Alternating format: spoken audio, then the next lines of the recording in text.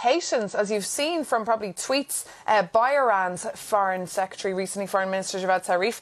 He said when he heard about that meeting that will take place in Poland that there should be a reminder he wanted to give to hosts and participants of this anti-Iran conference, that those who attend it show that they're either dead, disgraced or marginalised, and that Iran is stronger than ever. He called this kind of event an anti-Iran circus. So that's why we'll see today France prioritise really finalising the details of this special purpose vehicle to make sure the nuclear deal that the Europeans worked so hardly and so carefully for a number of years to try and maintain doesn't die in the hands of the US administration and Donald Trump.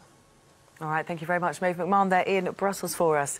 A couple more stories now from around the world for you. China has announced that its official economic growth has come in at 6.6% in 2018, the slowest pace since 1990.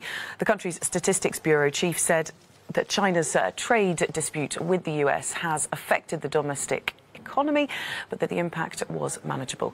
Chinese policymakers are expected to ramp up support for the economy to avert a sharper slowdown, but analysts say that activity may not stabilise until the summer. And President Ivan Duque has marched with thousands of Colombians to repudiate terrorism after the country's worst terror attack in 20 years. It came 3 days after a car bombing at a Bogotá police academy killed 21 people and left dozens more wounded. Tearful protesters chanted "No more terrorism" and handed flowers to security personnel. Police are continuing investigations in the French ski resort of Courchevel after 2 people died in a fire there.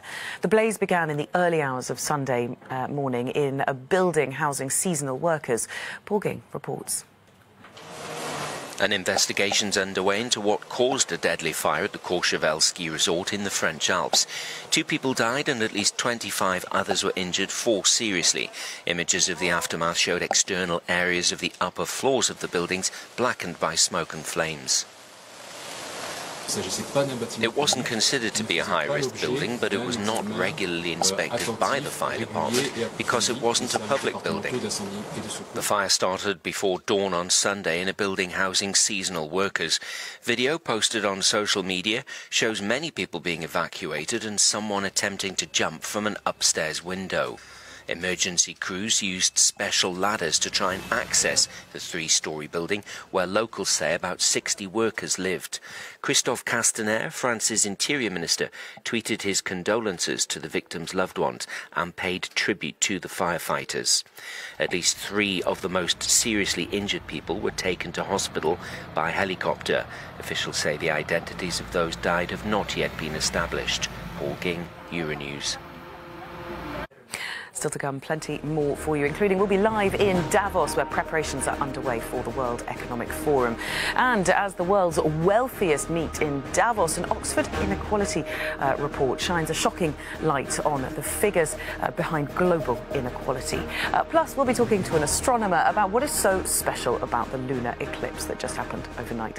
But before that, we have a no comment for you, and it comes from China and the start of the world's largest annual human migration. 3 billion people are going to be moving across China for family reunions during a traditional spring holiday.